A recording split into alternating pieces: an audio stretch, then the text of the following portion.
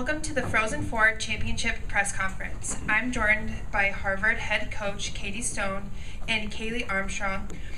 Harvard finishes the season as a national runner-up and an overall record of 27-6-3. We will start with an opening statement from Coach and then open it up to questions from the media. Please raise your hand, wait for the microphone, and then state your name and affiliation before asking your question. You can begin whenever you're ready, Coach. Well, first of all, congratulations to the Minnesota Gophers. They played tremendously well today, and they beat us. And it was a great atmosphere, difficult environment to play in, but exciting environment to play in.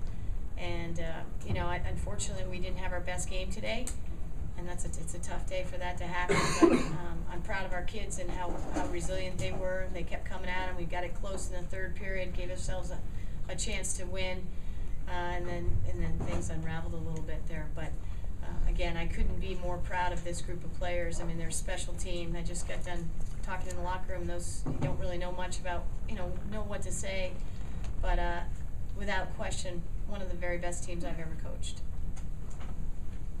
We will now open it up to questions from the media.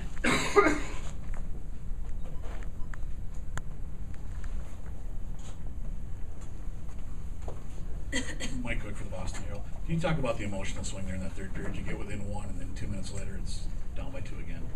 Yeah,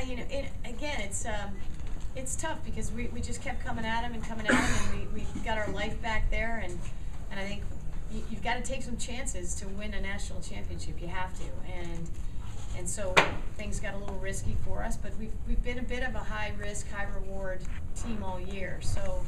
And again, you got to have luck. You got to have some bounces. And today, it didn't go our way because of the pressure that they put on us too. They had a great game plan, and they stuck to it.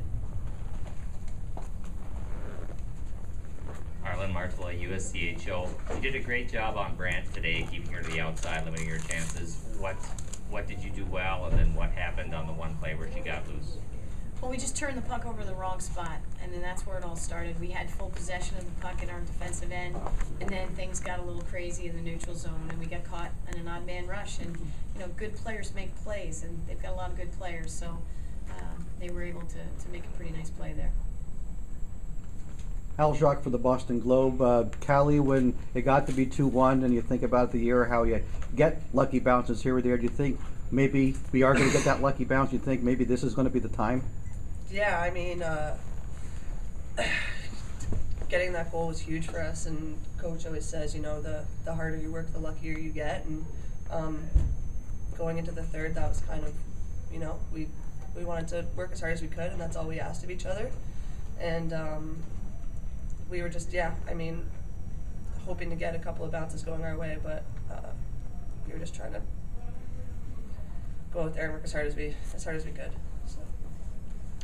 Candace Horgan, U.S. College Hockey Online. Coach, there was like a 3 or 4 minute stretch in the second period early where you guys seemed to dominate the offensive possession, but you couldn't get one past Amanda. Can you talk about her play and how she was able to keep you guys from getting that tying goal at that point? And she's good. She's a good goaltender. And honestly, we didn't get to the goaltender much except for flurries in the game, and I think that's a testament to their defense and their transition defense. They blocked a lot of shots. They took things away in the middle of the ice pretty well. So, we knew it was probably going to be a bad angle situation, and it's exactly what happened in the third period with Sarah Edney's goal. So, and you've got, similar to us too in a lot of ways. We've been able to shut people down and keep people to the outside most of the time, and that's just a testament to their defense. Chris McDougall, NCAA.com. Coach, how has Hannah Brandt grown since you worked with her a couple summers ago at the national team? She's just a much more complete player. She's a better skater. I think she's probably in much better condition. The more you play in college in a good program, you really learn to develop physically as well as emotionally and mentally. And she's a 3-zone player, and she's got a lot. She's always had a lot of poise, great hands, an eye for the net, but she's playing some really good defense too.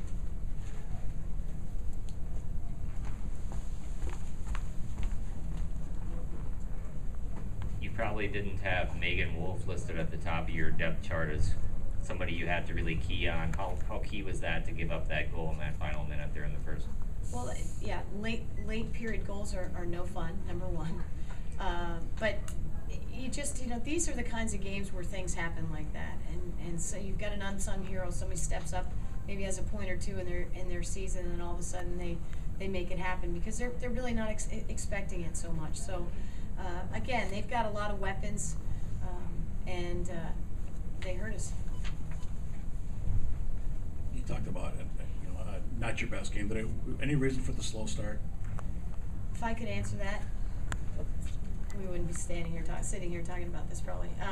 It is what it is. I think you've got to get used to the environment. You've got to manage the game, and sometimes it takes a little while to recognize how you have to play. And they were on us right away, and we needed to move pucks faster. And it took us a little while to get that going. It's expected that kids are going to have nerves in these games, and if we were able to been able to strike first, who knows what kind of pressure they would have been under. That's we scored that goal to make it 2-1. That's where we felt like we were really going to put them on their heels, and then just things unraveled a little bit. So it's hard to tell ebbs and flows of a hockey game. We'll take 2 more questions. One more. Can you talk about the play of your goalie today in this whole tournament? She's fantastic. And she, as I mentioned to our kids in the locker room, they all deserved a better fate today because we've had an absolutely fantastic season. And it hasn't been easy. It's been one of the toughest on the players. We've got great leadership in our room. And we had to find our way back in November when we played Boston College and got spanked. And from that point on, we became a much better hockey team, better teammates. And, if it weren't for the leadership of Army and the seniors and juniors, who knows where we would be. Our season probably would have ended a long time ago. And so it's a special group of kids, and every one of them has done what's been expected. And MASH has only gotten better as the season has gone on. And, she did everything she could for us today. Last question. So, Coach, the second period, especially early, you really had them bottled up, maybe 2 full shifts without them getting out of the zone. That seemed to be a critical moment. Would you rather see more shots there? Or? Absolutely. Again, I think, we had them on the ropes a little bit, but they would come up with pucks or make a save, and, they block shots. They did a heck of a job of blocking shots today. That's a huge part of their game. And, again, it's they made more plays than we did. Thank you very much.